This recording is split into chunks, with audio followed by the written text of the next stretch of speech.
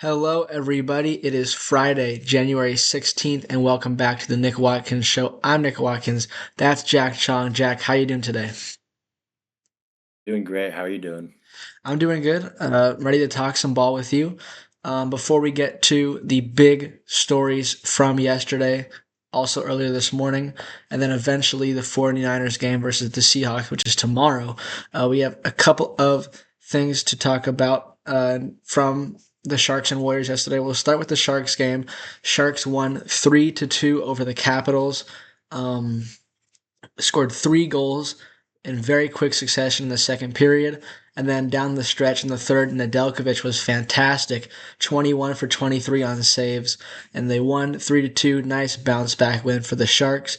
And then for the Warriors, they won against the Knicks without Jalen Brunson. Still an impressive win for the Dubs, 126 to 113. Jimmy Butler, 32 points in as many minutes. Steph had 27 points.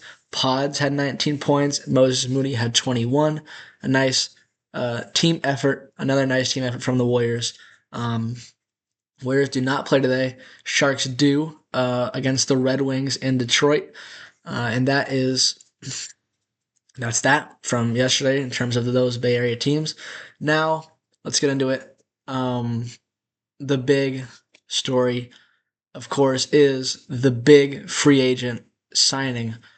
Kyle Tucker signs with the Los Angeles Dodgers on a 4-year, $240 million deal. Jack, I'm really curious to hear your take on it, your perspective on it. What do you think of this signing? I mean, from a non-bias perspective, looking at it not from the perspective of any fan base, it is a little confusing. I think if you're looking at it from the Dodgers standpoint, I think every team gets better with Kyle Tucker, but I mean, it wasn't like a big need for them in terms of needing another star. I mean, obviously, like I said, every team gets better with him, Mhm. and so there's not really much to say in terms of the Dodgers. Like, good sign for them.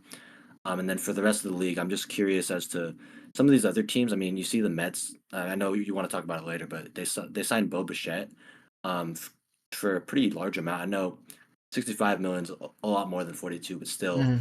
I think there's other teams that had the money to spend that should have been more aggressive. And I'm just curious as to why. I mean, also like the time amount of time in the deal. It's only a 4-year deal. I'm curious as to Um, why other teams weren't more aggressive in offering him a longer term deal that was worth a large amount of money. Like I said, the Mets have the money to spend. Yankees probably had the money to spend. Um, Blue Jays, Red Sox. I think there's a lot of teams that could have been more aggressive. So I'm just curious as to what was the holdup that allowed the Dodgers to be, because I don't think they were the main. I don't think they pushed as hard as other teams to get him and weren't um, kind of lobbying for him.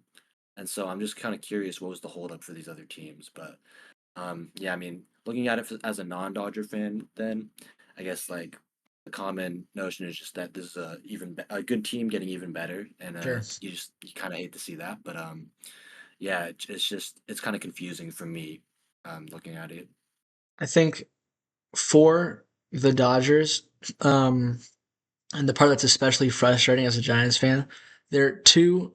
Obviously, every team has weaknesses, but the two big weaknesses for the Dodgers, and seemingly their only two weaknesses, were the bullpen last year and left field.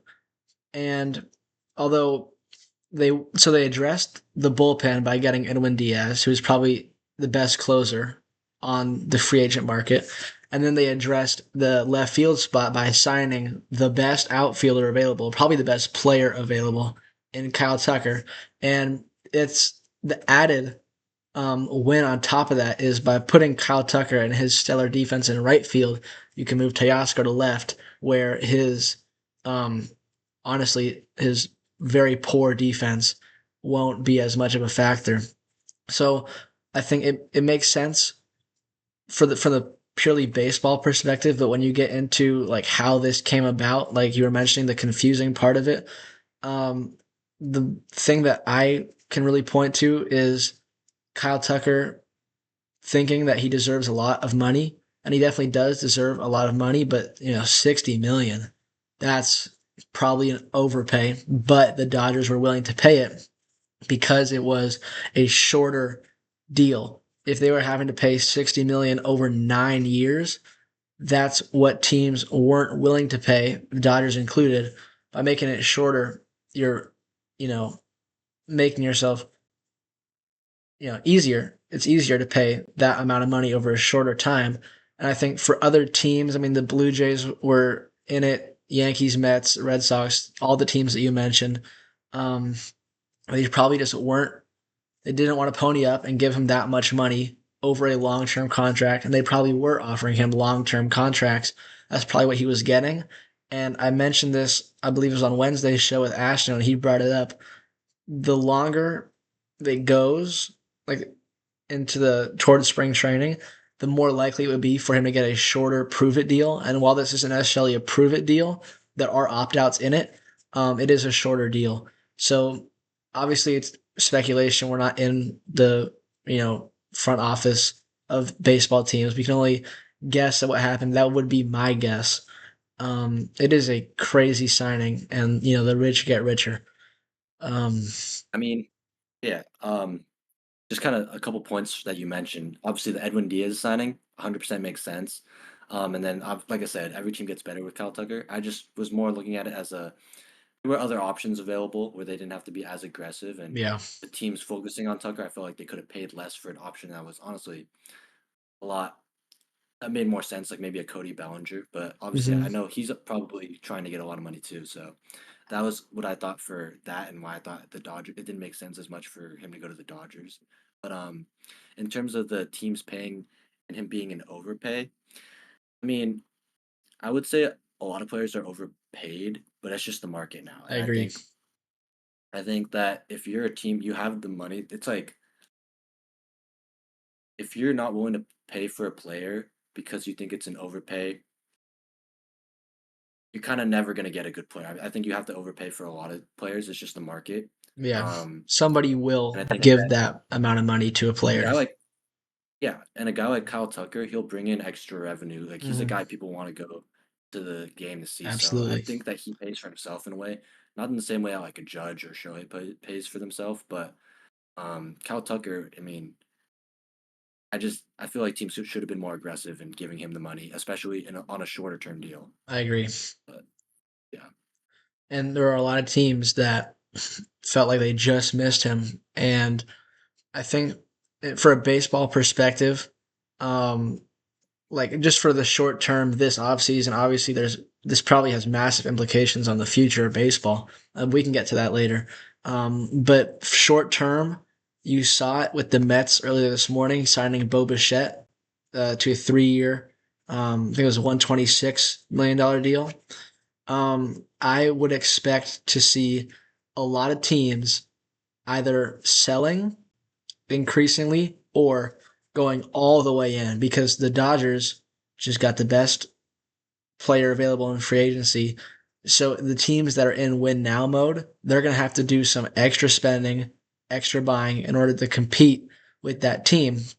And I don't know if you think of this as well. I'm not so sure if Bichette was a panic signing for the Mets because they have two middle infielders. They just traded for Simeon and they have Lindor, who's a stud.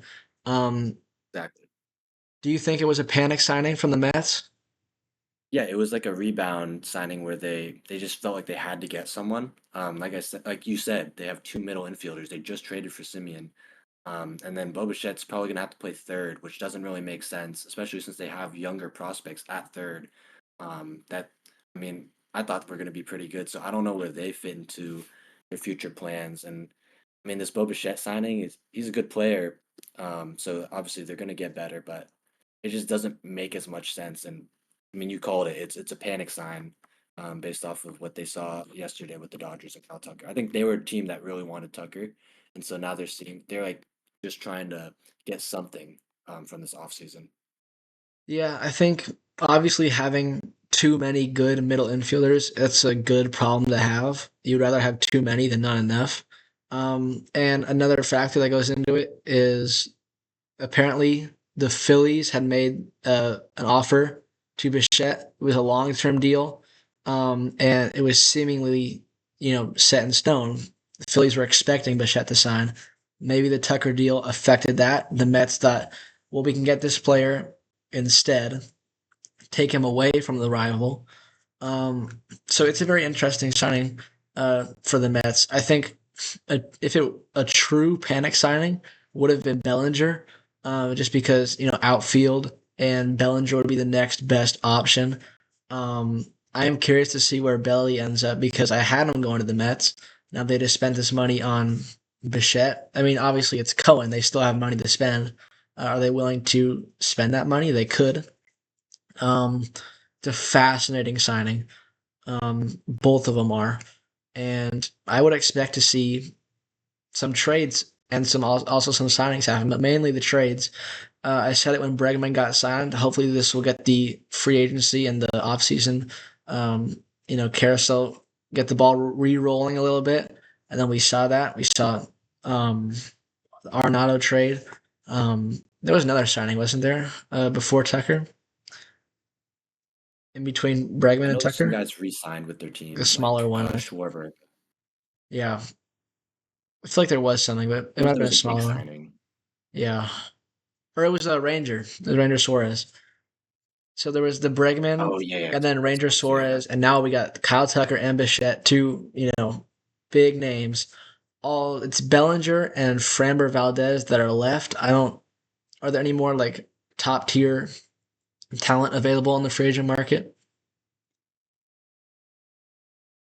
I don't think so. Yeah, not as much free agents. I feel like there's a lot of, like you said, trade options, and then, I mean, you called it, so I'd say there's probably going to be a lot more availability for players on the trade block. But there already were some good players like Hmm. Peralta and Tarek Scuba was in conversation, so And those are we'll huge see. names.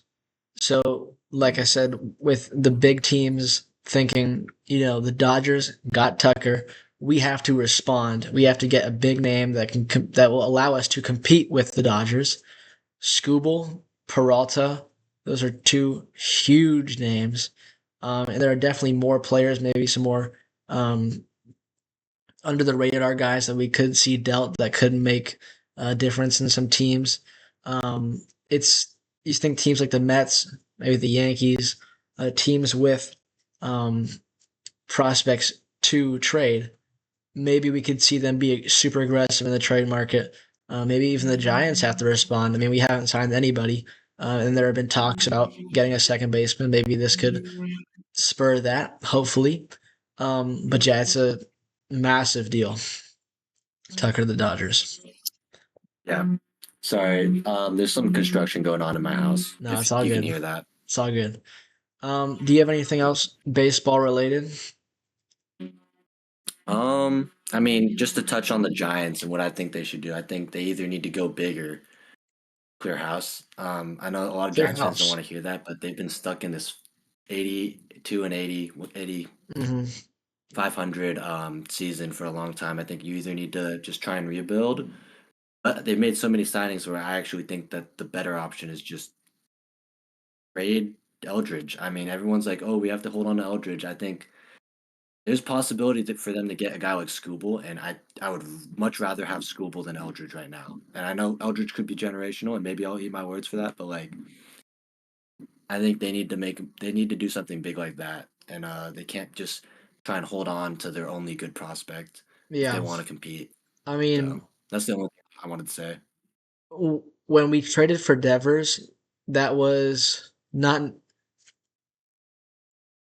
okay. I think it probably is. When we traded for Devers, that was burning the boats back to a rebuild. That was like we are all in. We just traded for Rafi Devers, and it goes along with your point about Eldridge.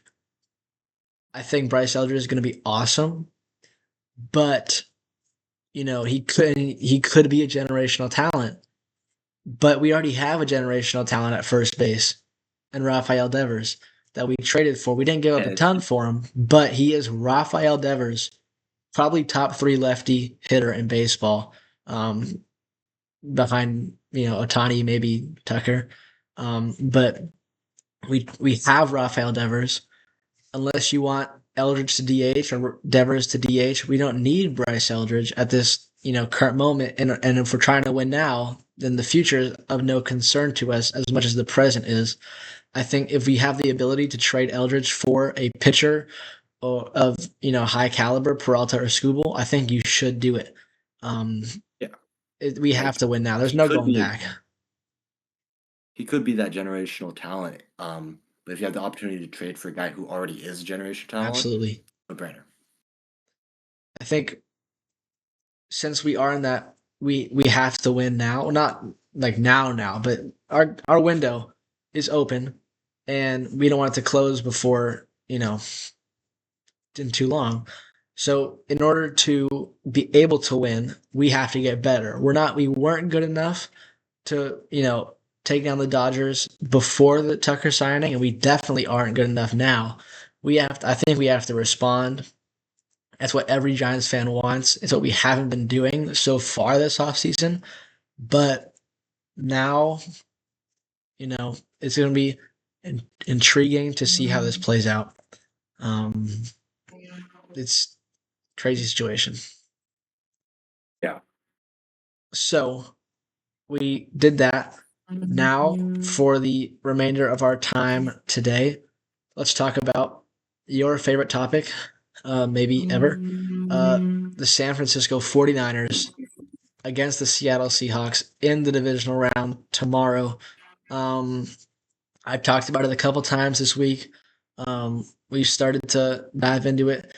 I want to hear your perspective on this. Um, what do you feel about this game? Honestly, for me, I was more nervous about last game just because I felt like it had more implications. With this game, you're going up against a better team, and really, they lost George Kittle, so there's a if they lose, it's not as much a failure, and it's more just the ending to a great season. Yeah, I am more optimistic. I do think the Seahawks have more weaknesses and more kind of riskiness in how their performance could be. And I'm just gonna enjoy the game. I think last week I was pretty stressed, so I'm just excited to see how the Niners play. I I agree with that. The optimistic perspective, like, and part of this can empower us as well with the hand that the cards that we've been dealt. It kind of feels like we've gotten as far as we realistically could go. Obviously, we're still in it, we're still fighting. But if we were to lose at some point in the future, if it's tomorrow, if it's the next week or after that, it would feel like it's not the biggest heartbreak because it's kind of expected. Almost to be more realistic, and I think that element can kind of make us a little bit more dangerous, knowing that we I really agree. don't have anything to lose if we lose, and if we win, then we won, right? And the Exactly. fact that we can be content if we lose, but we're still going to fight to win, I think that can make us dangerous. And with that mindset, I mean, you look at some other teams thinking about playing with house money. Um, that can be us, and that probably is us for this game, and that can make us hungry. It can make us um, more aggressive. It's definitely a good perspective to have. Yeah. I also really like the Niners' chances just because of that Week 18 game. I know they didn't look good, but a lot of the story was that they were tired off of two back-to-back short weeks on the road, and so they didn't actually practice like a full run through the entire week. They just kind of had night run throughs in the rain, and then they paid for it. I mean, they weren't prepared when they played against that Seahawks team, and so I'm actually really confident in the Niners having a new game plan and I learning agree, from what the Seahawks showed one hundred in Week percent. 18. And so that's something that I'm really optimistic about as well. When you play a team multiple times, and especially if it's a division rival, where this is our third meeting with the Seahawks, it's way more likely than not that the game is going to go differently than the first two. And the first two games against the Seahawks were kind of similar, low scoring, missed opportunities on both sides. It was 17-13 week one. Week 18 was 13-3 in favor of the Seahawks. And when you play a team like that, you know them so well, and you play them again, you can almost guarantee it to be a different type of game, and the type of games that they were before didn't work in our favor. But if it's the opposite of that, I would feel better about our chances in a um, offensive fueled game. Um, it's obviously the Seahawks are a very scary team, but I expect Saleh and Shanahan both to have different game plans, and I expect at least one of them to work, and probably both of them to work, at least at the start until maybe adjustments come in. But and I talked about this before. The team that plays better out of the gate is going to have a huge advantage and probably will end up winning the game just because of that, familiarity and changing up of the strategy. I think that's yeah, that's interesting because that's really how the first two meetings went.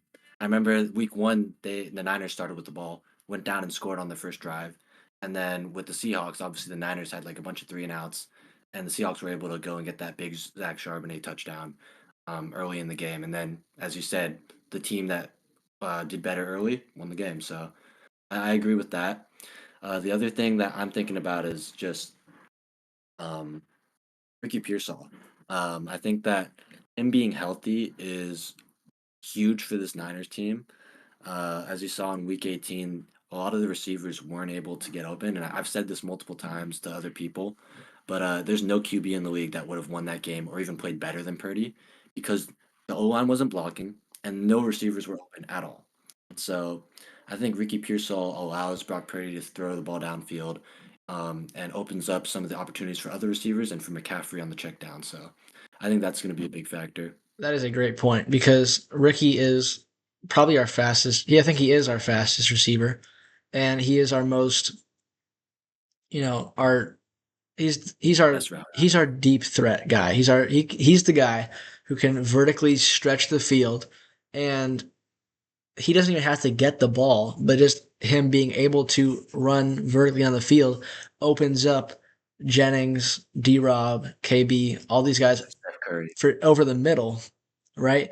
And Purdy, when we see him attacking the middle of the field on those deep in breaking routes, he's dangerous. And if we can get somebody to clear it out, a little post dig, go dig, something like that, that's where he can shine and where our offense can move the ball down the field. I agree that Ricky being back is going to be big. Just a little thing like that can change the game. Um, and since you brought it up with Ricky, the injuries are a big part of this one. Obviously, we know how much we've suffered this year, gone through in terms of injuries, and that's not something that I really want to talk about until after the season. While we're still in it, focus on who's playing. But somebody who isn't playing, Fred Warner. Um, I guess I want to hear your thoughts about Fred. Do you think he should play this week? And what are your thoughts? The fact that he's ruled out and he seems pretty compliant on it means probably not. You've seen the videos; he's kind of just chilling at practice. I think if he was really fighting hard to play, that would tell me okay, he's ready. But the fact that he's like agreeing that he shouldn't play this week, he knows best about Yeah. himself, and then I'm not in any situation to kind of judge his physical condition. So I guess if he's not going to play and he's okay with that, it's the right decision. I will say though, I'm actually really confident in the linebacker group Oh because of yeah. Eric Kendricks. Like I did not realize how good this guy was, and I'm just really confident in them going into the Seahawks game, especially since I mean even with D Winters and Tatum Bethune, they looked pretty good. I mean run defense wasn't that good, but held the Seahawks to 13 points. So I think that the defense is going to be better than it was week 18, Yeah. kind of which is pretty interesting. So I agree. I don't think the priority for Fred, like I said yesterday, it's the priority for Fred is next year. The rest of the team's priority is this year, but for Fred, it's different. because of how special he is and also his condition. Somebody who is also injured, but on the other team, and this has kind of come out. I think it was yesterday. This came out that Sam Darnold was on the injury list with an oblique injury that he suffered in practice. He's he's going to play, right? They said he's probably going to play. Yeah, I saw somewhere he answered the reporter's question. He's gonna play, and I He's mean, going to play. Yeah. I wouldn't expect even if he was questionable and didn't give that answer, I'd expect him to play. There's no way he's missing the only playoff game that they've had in this postseason. So Do you think that's going to be a factor in this him being game? injured, no, I think it's just him making an excuse in case he doesn't play well. I don't know. Yeah. You Um, think so? I don't think we'll see it affecting him. I think he'll be the same playoff Sam Darnold or Sam Darnold we've seen the past few weeks. I don't think he'll look too bad, but he also won't look amazing. Maybe throw for like 180 yards, maybe one turnover. But I don't have much faith in him, even if he's healthy. Yeah, I mean, that's something that we talked about this week. Which version of Sam Darnold is going to show up in tomorrow's game? Is it going to be the Sam Darnold from every year of his career before this one?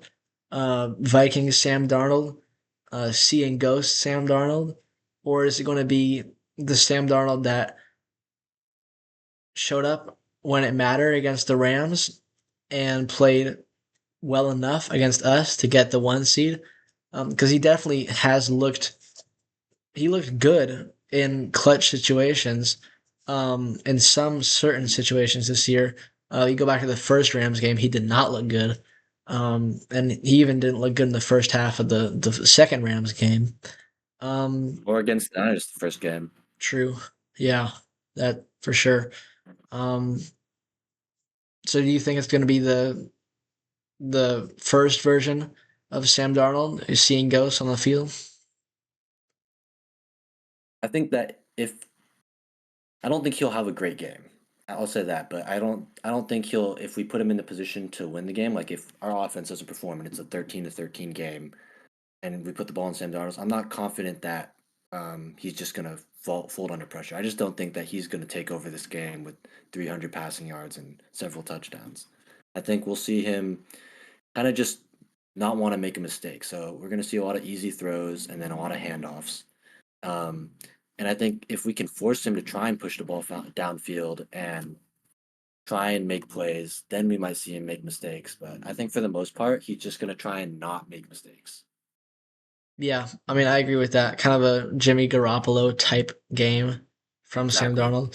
I mean, I think Sam arguably probably is better than Jimmy in this, This stage. but also with his history in the playoffs, you just don't want. He just probably doesn't want to, make him like you said, make a mistake. You want to be super conservative and throwing the football. But I agree with your point that if we can stop the run and make him have to do something, I would feel a whole lot better if they have to try and push the ball down the field. I mentioned that one before as well. Um, what do you think? Let's just go one last point for this game. What do you think, if you had to say one part of the game is the key to the game, what do you think the key to the game is for the 49ers? Hmm. There's a lot of things that I could point to, and I think we touched on two things that I'm thinking about. Like we just talked about Sam Darnold, and we also talked about Ricky Pearsall. Um, I think I'll focus more on the offense. I think the key to the game is just um, doing their part and allowing like guys to get open, the O line to block, allowing Christian to have like pads to run, and then just opening up holes in the defense by running the right route and clearing guys out. I think having a better offensive plan for Kyle Shanahan, I guess that's what I'd point to. Just having a better offensive plan, and then not allowing McDonald to get the best of him this time. Because I feel like in the past several years, McDonald's kind of it's been Purdy and Shanahan's kryptonite. So let's just see if they can make an adjustment. Yeah, even going back to the when he was on the Ravens as the DC in that Christmas game, Purdy Exactly. looked bad, and that was the first time they'd ever gone up against each other. Um, I I I like your point though about the trenches. I think it's going to be a big part. I remember we both were very critical of the 49ers O line last year. Just talking at brunch, and just talking about how much Jake Brundle sucks and just hating on him. And I haven't really mentioned it this year, and I can't. That's kind of a good thing. I mean, the thing about O line is if you're not being talked about, you're doing a great job. And we've barely talked about the O line this year. Um, I Exactly. I want to give them a shout out. They've been playing great. Even at the beginning of the year, where it wasn't going as well in terms of the run game, they were still blocking well in pass pro. And now we've seen it where McCaffrey's getting some more running lanes, finally starting to break off some big carries. And of course, Purdy is being protected as well. I think the O line's doing a much better job as of late, especially as of late, and they're going to need to play well if we're going to have a chance in this game to try and get the run game established, and we can build all of our passes off of that with play action and also drop back game because that D line is very good. They have Leonard Williams. They have Demarcus Lawrence, right? They have Demarcus Lawrence as well. They Yeah. have a really good defense up there in Seattle, and the O line is going to be a big part of this game. So there are three other games, and I just want to quickly get your um, predictions, your takes on each of these games. We'll start first quickly with the Bills and the Broncos. How do you see this one going? I think this is going to be a Josh Allen masterclass, Do you? at least in the second half. I think the Bills are going to win this game. I really do believe in Josh Allen. And the Broncos are, I think, underrated. A lot of people talk about how they're only good because of the defense and they're good in one-score games. I think this is a good team. Bonix has what it takes to win big games. I think that's why you're seeing them win in one-score games because he's clutch. But I just think Josh Allen he has so much more experience and he's gonna take over this game, I think. So I think the Bills will win this game. Yeah, I agree with that. With the result, I think the Broncos. I've said this before, but just to reiterate, the Broncos' method of winning and their style of winning, the coming back late and winning those close games, that doesn't work against Josh Allen. You can't go blow for blow with Josh Allen. That just doesn't work. So yeah, I like that point. Good point. The other two games are on Sunday. First, in my opinion, the most interesting, well, not most interesting, but the closest game. This one's really tough to decide. I've heard a lot of different perspectives on this. What do you think about Texans Patriots? I mean, a lot of people are really high on the Patriots, and I do think they're a good team. But that Texans defense, along with the experience of CJ Stroud in the playoffs the past couple years, and then I also just think D'Amico Ryans is a great head coach. For I sure. think they're gonna get it done. I think Drake May is he's gonna struggle against that Texans defense, and they're just not gonna have as much talent as the Texans do to kind of combat that. That's good. Yeah. I mean, I think I could easily see that happening. I think for sure Drake May is probably going to struggle at the beginning. But where the game can differ is how he responds when it gets late. If it's a close game, can he engineer a drive to go down and win it? And I think it probably will come down to that. Um, and the question would be, is he able to do that? Um, Yeah, I think he has the talent to do that. I just don't think the Texans defense will allow him to. I think the Texans defense is just that good. it is really good. And then while I go plug in my computer, I'll ask you the game that would the winner of our game would face the winner of this game, the Rams and the Bears from Chicago. We've seen both these teams a lot, especially the Rams. Who do you think's winning this matchup? The game I'm the most unsure about. There's some factors that hello. Yes, keep going. I'm sorry. There's some factors that make me confident on both teams. For example, with the Bears, they have the home field advantage. It's going to be super cold, which they're used to playing, but a team like the Rams, I mean, they play in LA. But the thing about that is Matthew Stafford played in that cold weather for a majority of his career, and then he's clutch. I think that he has so much more experience that makes him a more reliable quarterback. I'm not saying Caleb Williams is not reliable. I just think that kind of to your point with the Niners Seahawks game, like whoever starts better will have the advantage.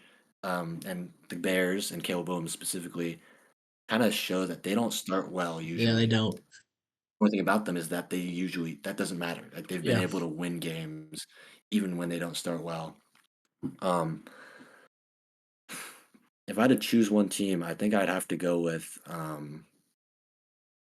probably have to go with the Rams. Just it's the safe option, but I would not be surprised if the Bears win this game. Yeah. And I think that goes for literally every game this week. Oh yeah, I would not be surprised if we saw, the Texans win or the Patriots win or the Rams or the Bears or Bills Broncos or us or the Seahawks. If literally nothing, I mean, aside from how the game went, but in terms of just purely like the result, who won, nothing would surprise me unless there was like a blowout. That would be surprising. So yeah, that's tomorrow. Man, I'm so excited. This is gonna be a ton of this fun. has been a great football season. It Like has. It really this has has. been one of the most enjoyable seasons to watch in a long time. It's just it's so wild and unpredictable. Mhm. And the fact that, yeah, like I said, it's wild and unpredictable, but also that so many teams have a legit shot to win it, and that makes it exciting, entertaining, and really engaging as well. I'd say I've been very engaged with the NFL this year. Sometimes you can find it like Yeah, boring and repetitive and kind of slow, but this year it's been a roller coaster, and I've loved every week. So yeah, that's good. Um, so we will keep our eyes peeled on the MLB free agency, trying to see if any other big names come off the board. We'll also keep an eye out for trade talk, see what happens then. As for games tonight, we have the Cavs and the 76ers again on ESPN. I feel like they just played. They did just play. So they're playing the baseball series. That's at 4. We have the Wolves and the Rockets. That's another good game. That's at 6:30 on ESPN. And then for hockey, no nationally televised games, but Sharks Red Wings at 4. Sharks trying to win another game. Um, and then football all weekend, Saturday, Sunday, and Monday, college football. Jack, who do you have winning the national championship game? I'm not gonna lie, I haven't been following at all. Not no. I know that Mendoza's doing well, so I guess I'll go with the bandwagon pick, but I'll go with Indiana. I mean, sounds good to me. Uh, I think yeah, I agree. I think Indiana's winning this one. So yeah, that's gonna good episode today. That's gonna do it for today, Jack. Thank you so much for coming on. It was a ton of fun. Um, well, yeah, that's gonna do it for today. I'll see you guys tomorrow, where we'll get last thoughts about the Niner game. Um, it's gonna be a ton of fun tomorrow. I'm super excited for it, Jack. Thank you so much for being on the show, man. Really appreciate it. Thanks for having me, dude. This was fun. Yeah, it's a ton of fun, and we'll have you on again soon. Um, thank you guys so much for watching, and I'll see you tomorrow.